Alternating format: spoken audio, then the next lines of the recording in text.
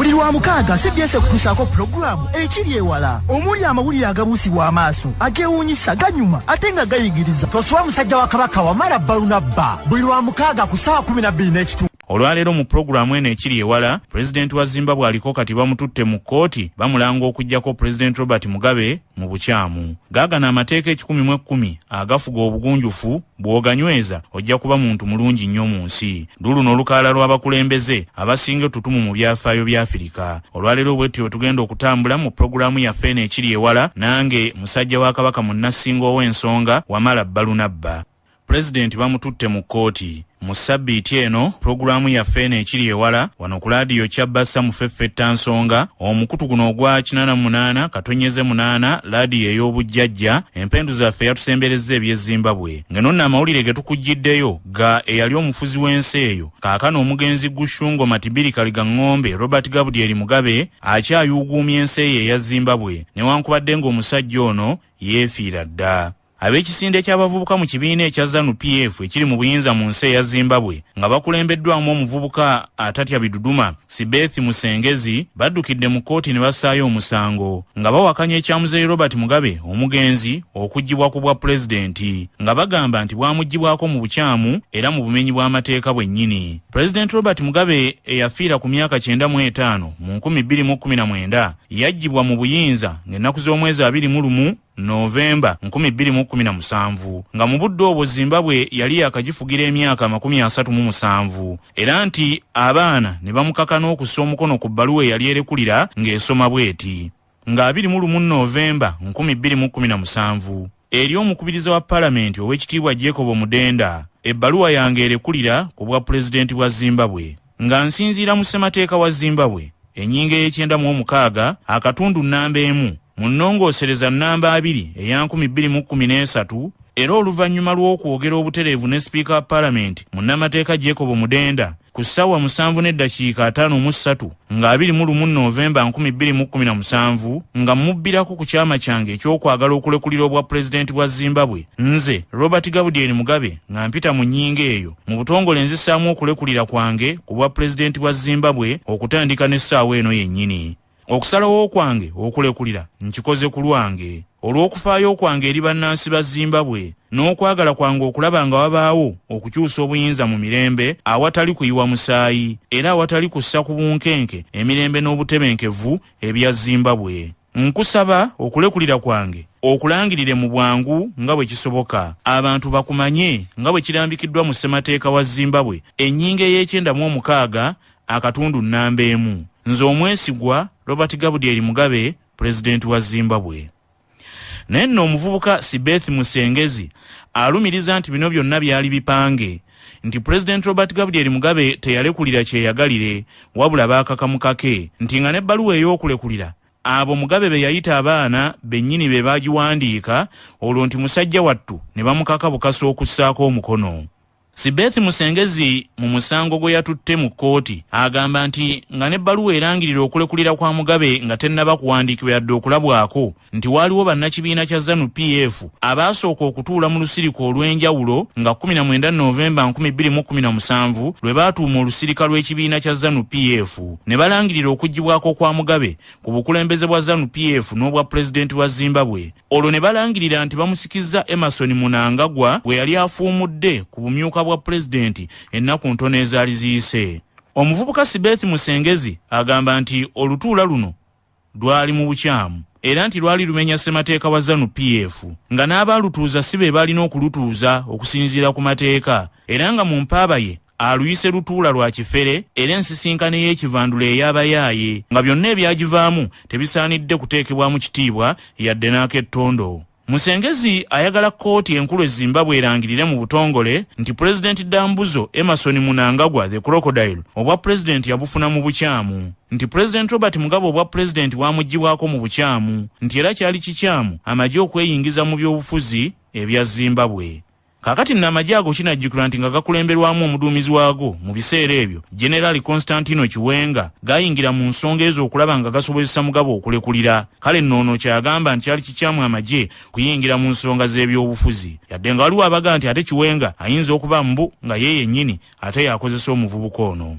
Kinajjukirwa nti omugenzi President Robert Mugabe yanyiigira nnyo eky'abaana anti yabayita baana be yajja mu kyalo okwekobaana ne bamuzza mu kyalo ne bamujja ku bwa pulezidenti era n'alama nti Mukama bw'ageranga n'afa abaana abo nga bakulemberwamu Pulezidenti Emerson Mnangagwa tebamuziikangako era tebamukungubagiranga n'alama nti bwe beetumiikirizanga ne bajja mu lumbeerwe oba bwe bakumye ogwoto abakungubazi babatwala entyagi tikubanga abaana abo yabakyawa nnyo yabakyayira ddala n'agattako nti yeetaziikibwa mu kibangirizi ky'emirembe ekibangirizi ekyo baziika bakoledde Zimbabwe ekibangirizi ekyo babaziika abo abakoledde Zimbabwe eby'ettendo ye Mugabe yalama nti tebamuziikawo ng'agamba titayagala kumuziika kumpi n'abaana abo kubanga nabo bwe bajja okumuziika tinga okusooka bayinza okubba omulambo gwe bakolereko ebyawongo mu nabo kye basobozesa okuwangaalira mu buyinza ate ekyokubiri nti ye tayagala kuliraanira beyakyawa nga bw'abakyayi mu bulamu ne mu bufu bwe kirina okuba kakati nno Pulezidenti Emerson Mnangagwa ow'emyaka 79 sabbiiti eno mu butongole baamukwasizza empapula ezimutegeeza nti baamuwawaabidde okufuna obwa pulezidenti wa Zimbabwe mu bukyamu era kaakano alindiriddwa mu kkooti okwewozaako mu musango guno omunene ddala. Eno nno epulogulaamu yaffe Ekiryewala wano ku laadiyo Kyabasa. Ayagala okumanya ebisingawo ku ggulire lino genda ku muyungagano gwa kompyuta ogwa internet ogende ku kibanja ekya zimbabwelive.com yonna ojja kubifuna bulungi obitegeere era obiggwennyalwe. Okyali mu program Ekiryewala wano ku 88.8 radio y'obujjajja. Amateeka g'obugunjufu. Okyawuliriza program Ekiryewala wano ku laadiyo Kyabasa Fama era nga musajja wa Kabaka munnasinga ow'ensonga Wamala Balunabba nze nkyakutwala mu maaso era katweyongereyo bwe tuti. Empendu zaffe yatusembereza eby'omu Amerika ne tukuleetera amateeka 10 ag'obugunjufu agaalambikibwa Pulezidenti wa Amerika omubereberye George Washington ng'agateekateeka okuva mu birambiko eby'abasossolooti ab'Ebufalansa ab'emyaka egy'olukumi eyo. Etteeka erisooka buli kyonna ky'okola n'abalala kibeemu okuwa buli bw'ogw'oli naye ekitiibwa. Eryokubiri bw'obanga oli mu bantu fuga emikono gyo oleme okwekwatakwata n'okwetakulatakula ku bitundu by'omubiri ebirala. Eryokusatu ky'omanyi nti kikosa mukwano gwo tokimugamba oba okukimulaga. Etteeka eryokuna totolotooma mu bantu okukuba entoli mu bantu oba okusiita ebigere. Eryokutaano bw'oba onyiza okolola obanga oyayuuya kikole mpolampola ate tokikolanga bw'oyogera ate bwe kiba kisoboka saakatambaala ku mumwa. Etteeka ery'omukaaga yanukula munno ng'akunyumiza so si kwebakira mu mboozi ye oba okusirika ng'ate oli akunyumiza. Bwe mba mutambula toleka banno ate abalala bwe bayimirira leka ggwe kusigala ng'otudde.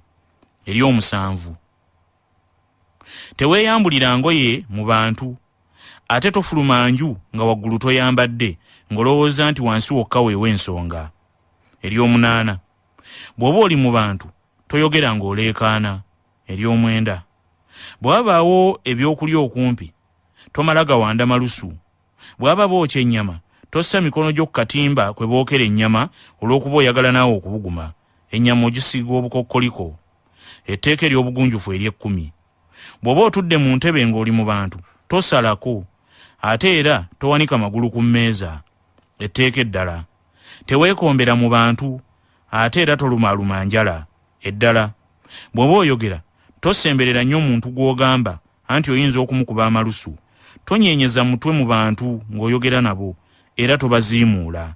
Eddala bw'oba ng'oyogera n'abantu tobakuba mugongo yogera ng'obatunuulidde. Etteeka ly'obugunjufu eddala kuuma enjala zo nga nnyonjo ate zisale zibeere nnyimpi so ng'era faayo akaswa kyo kayisanga mu kamwa.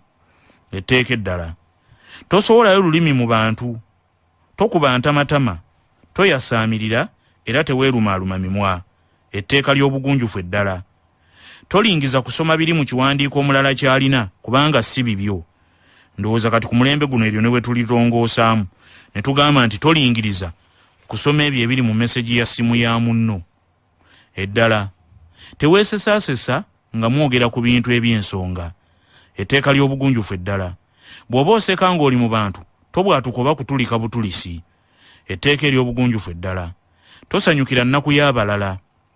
Eddala bw'oba oyogera n'abantu abakulu ng'otikkidde enkoofiira sooka oggyeko enkoofiira eyo. Etteeka eddala.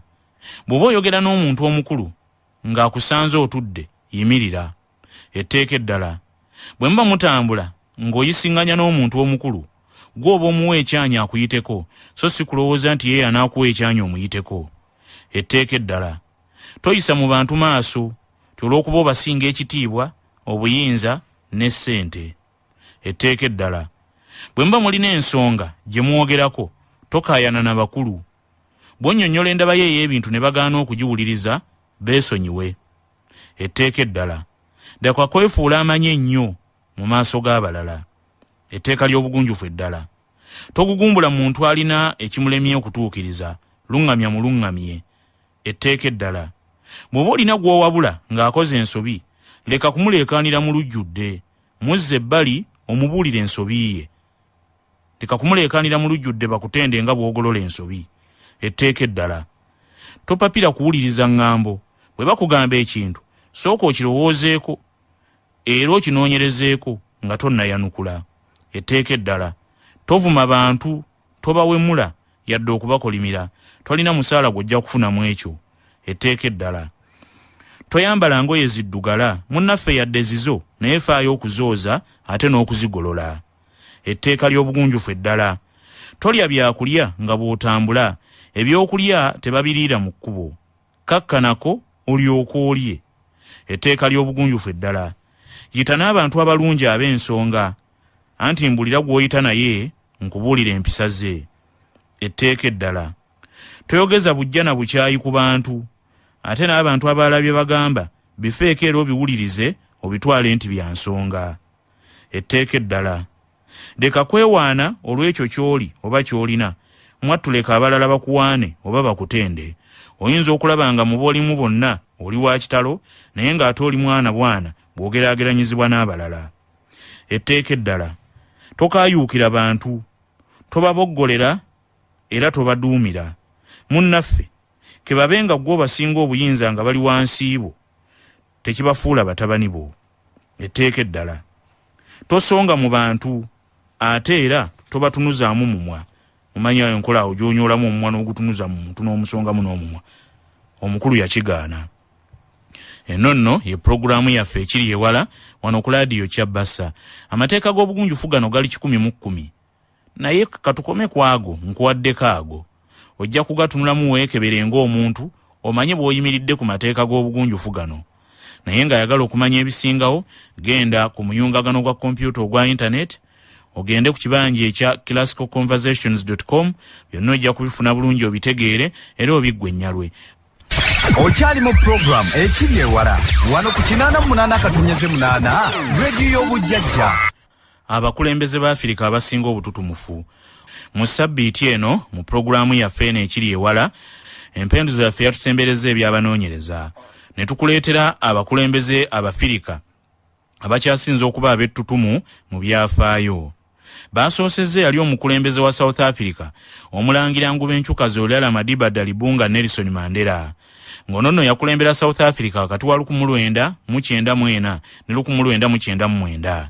Ono yasaddaaka emirembe gye n'eddembe lye, ebitiibwa bye ne ssente. Nasibwa mu kkomera okumala emyaka 27 ng'avunaanibwa okulwanyisa obusosoze mu langi, kyokka n'aguma n'agaana okuva mu lutalo.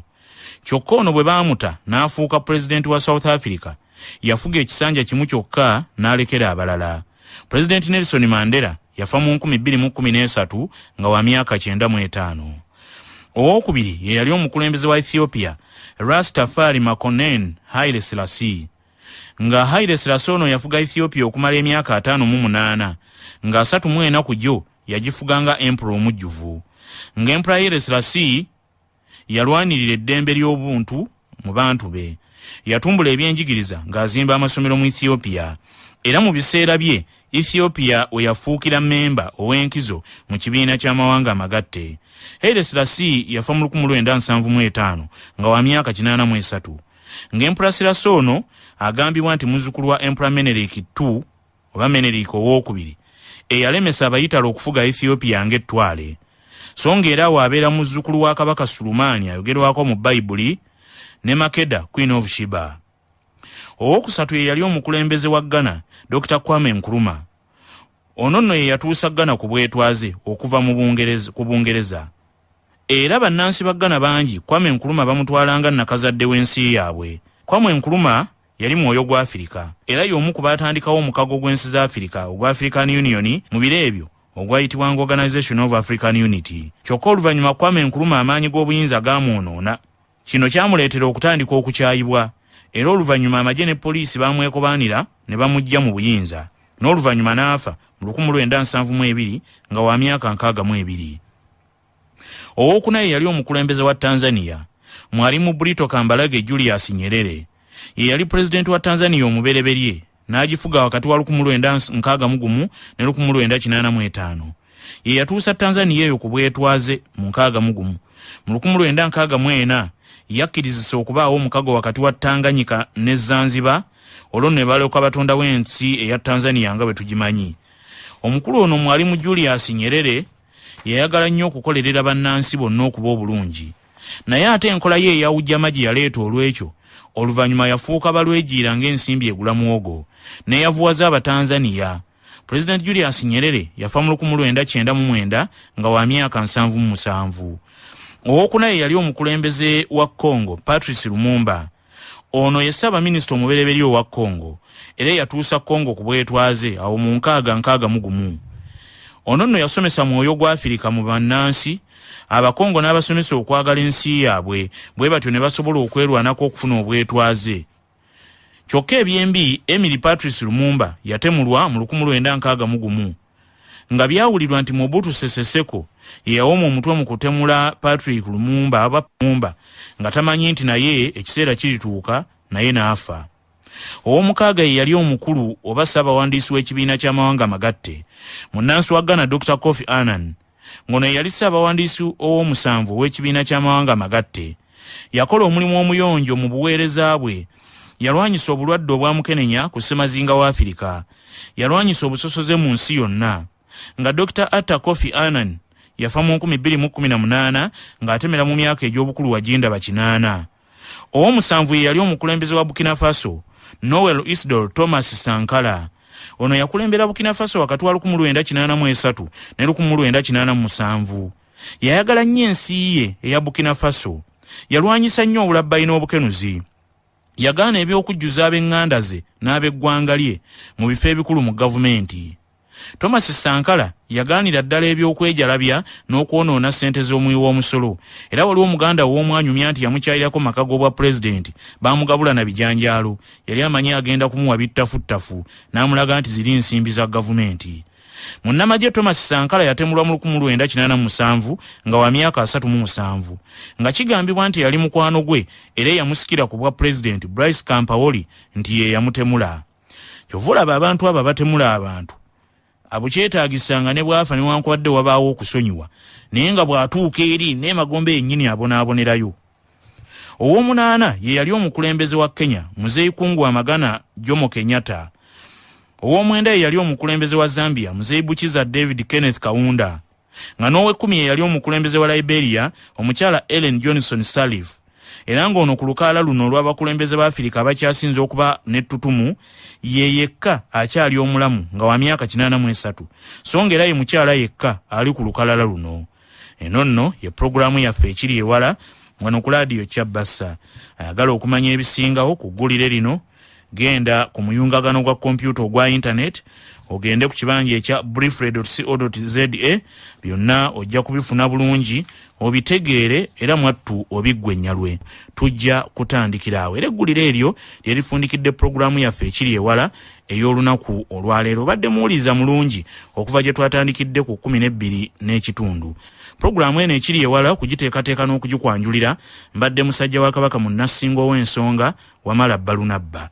Njagala okwebaza bannange Julius Mulemi, Yasini DJ ne Jonas Sembajjwe ababadde mu byuma okulaba nga pulogulaamu eno ebatuukako butereevu. Tujja kuddingana nno lwa mukaaga lujja 88.8 CBS FM.